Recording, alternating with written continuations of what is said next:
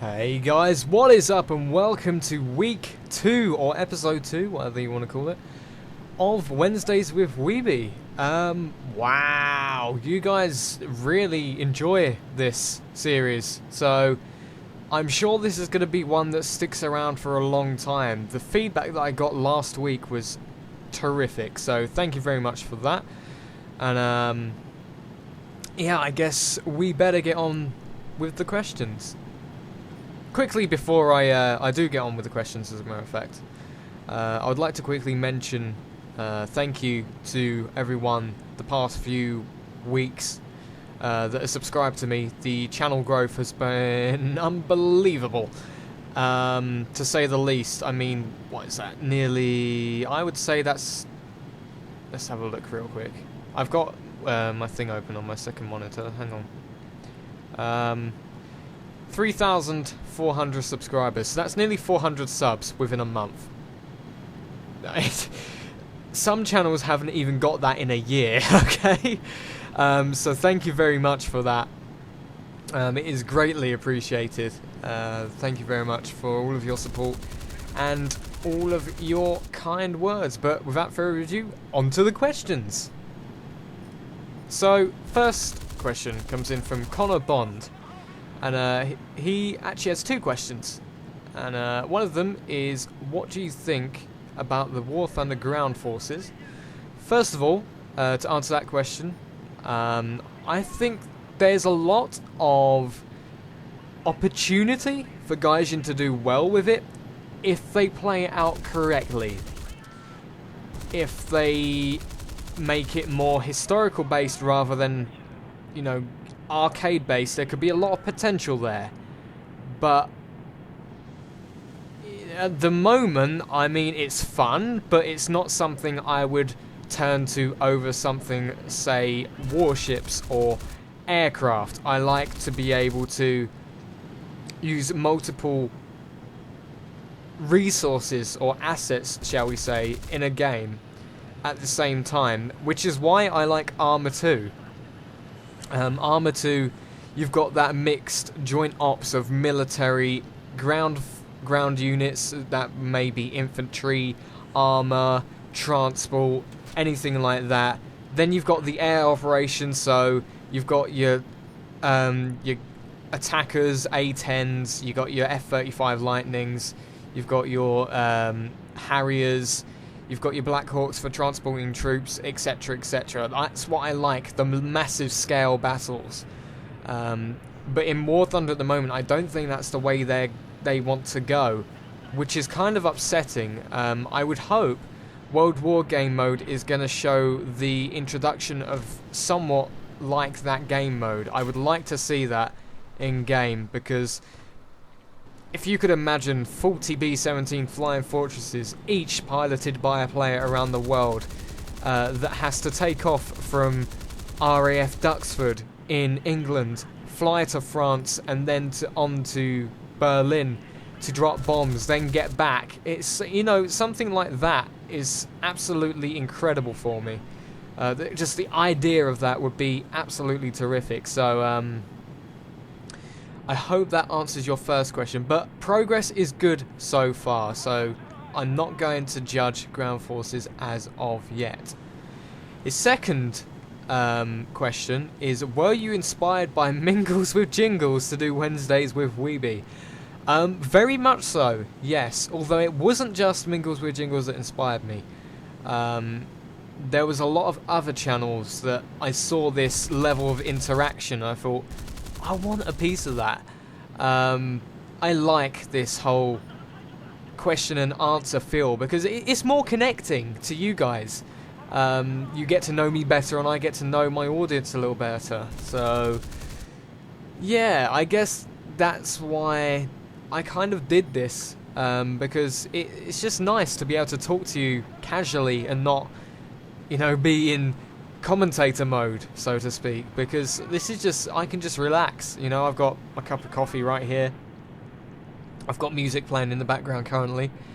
It's just relaxing, and I can just have a chat with you guys, which is nice. I guess, seeing as that question is basically answered, I'll move on to the next one. And the next one comes in from Bazza. And Bazza asks, what does WBE886 exactly mean?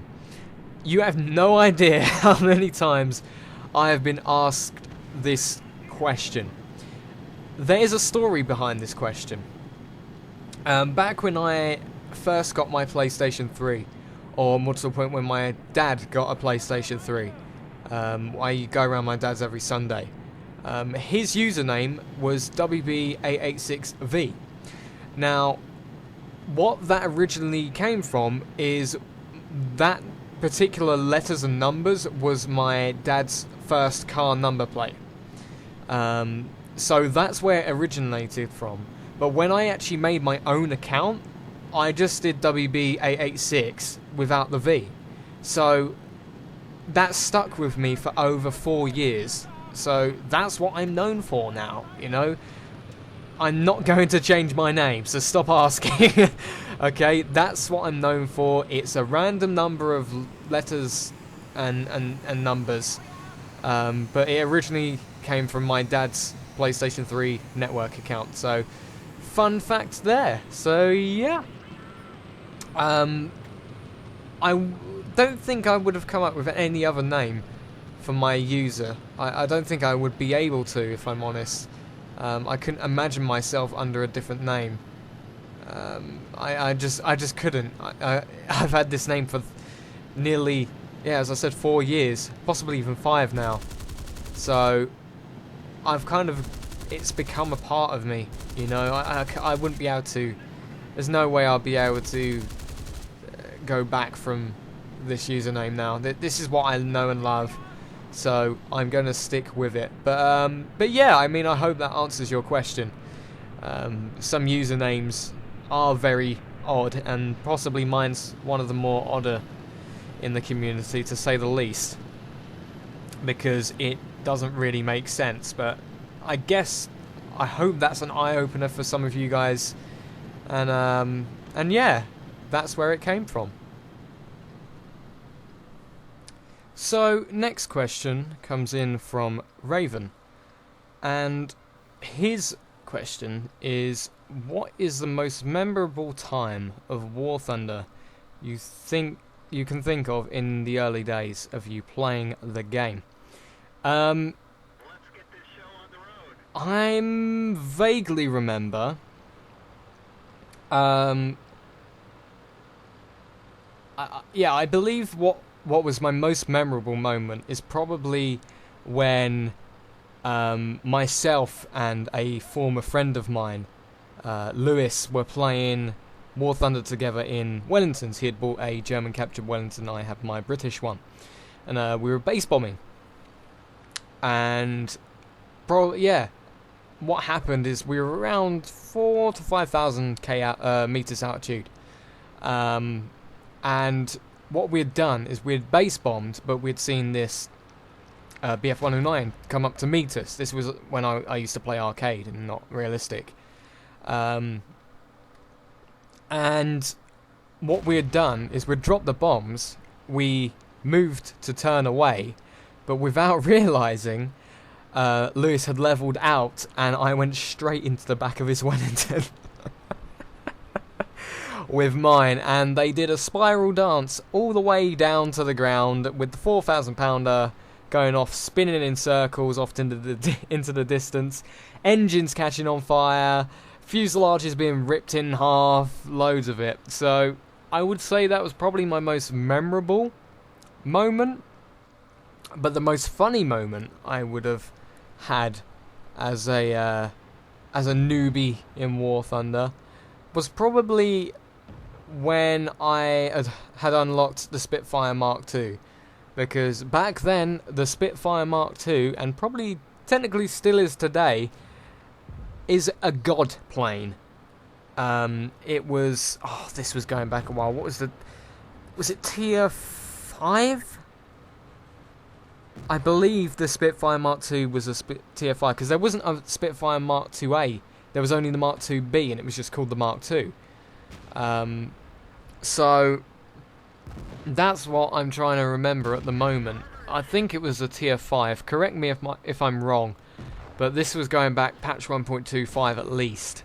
So, yeah, I've been around a long time, to say the least. But yeah, that was probably the most fun I've ever had. Arcade battles in the Spitfire Mark II. I will always be able to do well in the Spitfire Mark II in any match, any tier. I mean, the other day I shot down a HE-162 with a Spitfire and a Spitfire Mark II B. So, yeah. It's a plane that can perform at almost any tier. Seriously. It's like the Chaika or the Stuka D5. It's just one of those planes that is impeccably good. If you haven't got the Spitfire Mark II-B, you have not known what flying an aircraft is like. You seriously, it is amazing fun. It's probably the most fun I've had in a long time. Plane-wise, anyway. Apart from the Lancaster. Lancaster's good fun to fly as well. I like the Lancaster. Lancaster is very good. But yeah, that's probably the most memorable moment I've had in War Thunder. But that actually brings me on to something that I can actually get you guys involved with. What is your most memorable moment in War Thunder? I would be very interested to hear it in the comment sections below. It can be anything. It can be funny. It can be that you've gone on an amazing kill streak. Anything. Just most memorable moment in War Thunder. Tell me in the comment sections below. Another thing I should probably mention while I'm here is about Duxford on May 25th, Sunday. I will still be attending, don't worry. I also mentioned this in the previous video, in the Lancaster one, so a lot of the information is over there, but I will repeat it here for anyone who hasn't watched it, or missed it, or got bored and just X'd out the video. Myself, Squire, his friends, my friends, so that'll be Perry and my other friend that will be going, Jade. Yes, the pennies finally dropped to those who were in the live stream. In before comments. Okay, I should prepare myself for that one. We will be doing meetups there. If any of you are going, please warn us in advance. Whether that will be via a comment, a PM, Twitter, Facebook, anything. Please just tell us, either myself or Ollie, because we would like to know, especially on whether you're going on the Sunday, because that's when we're attending. So if you're going both days or you're just going on the Sunday, please tell us. We will be doing a meetup of some sort, probably when we're about to get lunch. So I would recommend you follow myself on Twitter and Facebook. Links are always in the description below. I would also recommend you follow Ollie or Squire Flyer on his social media as well, because it isn't just me that's going to be going there, it is him, and if you can't get a hold of me, just message him. And it's also a brilliant way to keep up whether we're live streaming or not. It's also another good way of finding out whether we're doing like collabs, when videos are going up, stuff like that. So I highly recommend you do that and follow us there.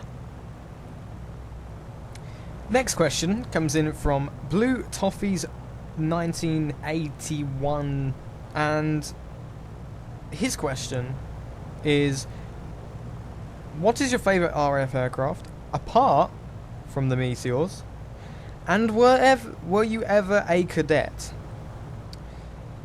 That's a very nice question for me to answer personally. I like that.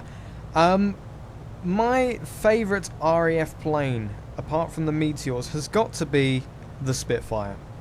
The Spitfire is just such an iconic image of Britain or England in the Second World War. It's a plane that we're known for. It's unfortunate that we don't have a plane that we're known for today. There's no real aircraft that is matchable to, say, the Spitfire in a modern day form. the Eurofighter Typhoon is more like a Hawker Typhoon than anything. It's a heavy fighter with a bomb load. There are fighter variants, but there's no dedicated fighter aircraft anymore, which is unfortunate.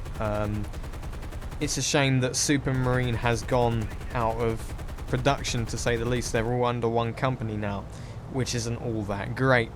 There was more aircraft around when we had our aircraft industry still. And it's much like our car industry. That's practically non-existent anymore. Which is unfortunate, because we had quite a good car industry back in the 80s. And that kind of just disappeared. I mean, we still have Aston Martin and Jaguar and other things like that, and Range Rover, of course, and Land Rover, but that's not the point. The point is that we don't have any iconic vehicles anymore, and that's kind of why the Spitfire is at the top of the list for me there. But to answer your question about whether I was a cadet at any point, yes, I was. Funny enough, I wasn't in the RAF or Air Force cadets. I was actually in the Sea Cadets or Royal Navy Cadets. Yes, I actually joined, or was forced, more to the point, by my mother into joining the Sea Cadets. It wasn't too bad, but it's not something that I would have, I would have preferred to do over possibly Air Cadets, or, well, I don't think I'd do Army Cadets, but Air Cadets are what I would have preferred to have done. But, that it's just I was forced into it because I was bored all the time, and this was before I used to do gaming. So, I was originally a cadet. I can't remember the ranks now, I'm so sorry. It was such a long time ago, but I was head of the squad, or the whatever it is, the four-man or fire, it can be anything. But I was the one at the front that was in charge of things. So, yeah, good stuff. But that's actually pretty much it for this episode of Wednesdays with Weeby. Thank you for all of your questions. Keep them coming in. I do thoroughly enjoy this. Remember, if I don't answer your question in this, it's just that I don't have time, or as I said, I pick the ones that are really interesting. So if you want your question to be answered, make it really, really interesting for me, and it will get answered. But anyway, guys, thanks for watching. If you did enjoy it, make sure you click that like button below. Subscribe if you're new around here for more Q&A and War Thunder videos and stuff like that. Anyway, guys, take care. I'll see you next time.